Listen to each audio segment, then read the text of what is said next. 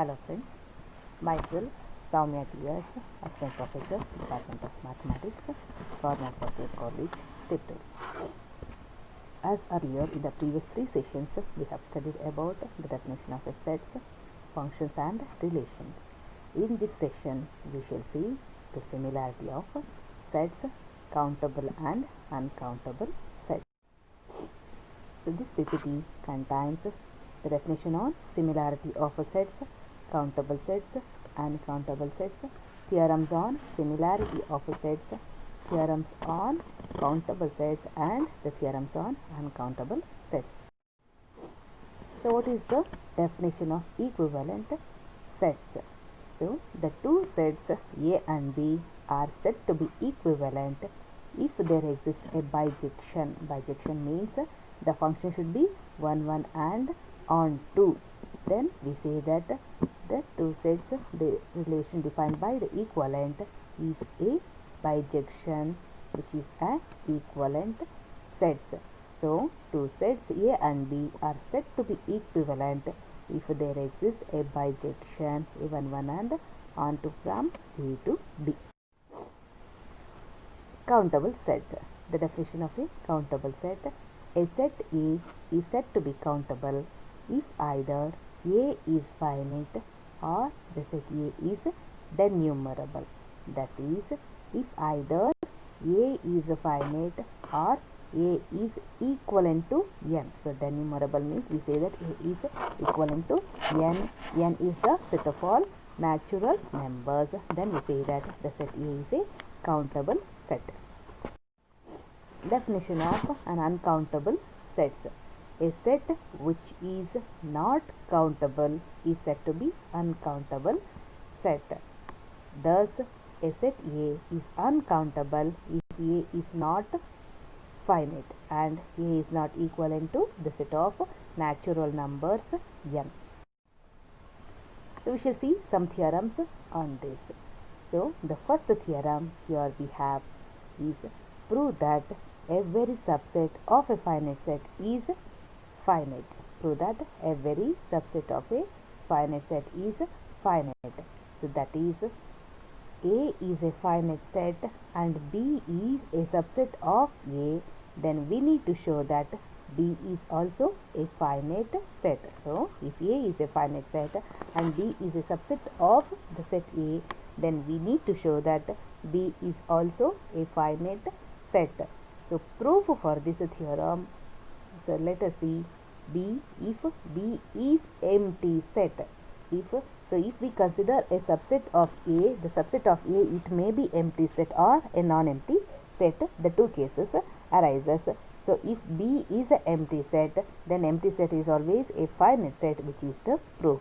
If B is equal to the set A itself, if B, the set B is equal to the set A itself, then B is finite, because here in the theorem they have given A is a finite set. And the third case, if B is a non-empty set and it is not equal to the set A, then since A is finite, there exists an element m in the set of natural numbers such that A is equivalent to nm.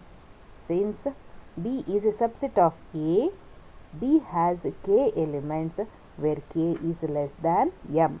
Therefore, B is equivalent to nk. Therefore, B is finite. So, here we take the third case, B a non-empty set and it is not equal to A. Since A is a finite, the set A contains m number of elements in the set of natural numbers. Therefore, A contains n number of elements. And since B is a subset of A, B has k number of elements and k should be less than m, as B is a subset of A. Therefore, B contains k number of natural numbers, that is nk. Therefore, we can say that B is a finite set, which is the proof of the theorem. We shall see the next theorem. Theorem 2.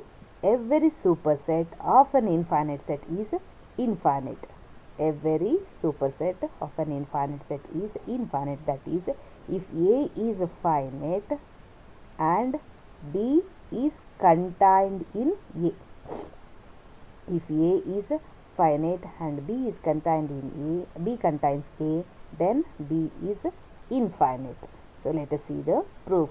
Let B be a finite set, then A is a subset of B. So here we have considered the set B. B is a finite set, then A is a subset of B and B is finite, which implies A is finite, which is a contradiction to the statement of the theorem. Hence B is infinite. So here we go with the method of a contradiction by taking the set B as finite set, but here we need to prove B is infinite by the method of contradiction. If suppose B is a finite set, then because A is a subset of B and B is finite, then A also becomes a finite set by the previous theorem. But here in the statement they have given A is a infinite set. Therefore this makes the contradiction of the statement that we have taken B as a finite set. Hence B is infinite set, which is the proof of the theorem.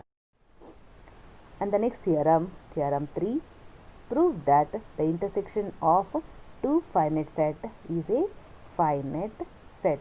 Intersection of two finite set is a finite set. So proof follows as now. Let A and B are finite set. Here they have said the intersection of two finite sets. So we consider two finite sets A and B, which implies A intersection B.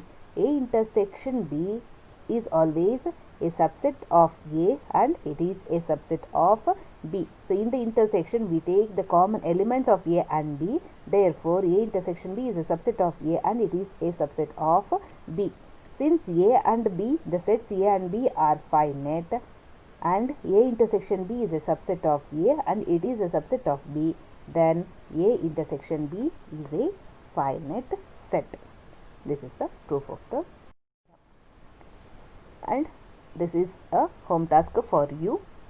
You can write the definition for equivalent sets, write the definition for countable sets, write the definition for enumerable sets, and the long descriptive answers prove that the relation equivalent is an equivalent relation. You can write the proof for this.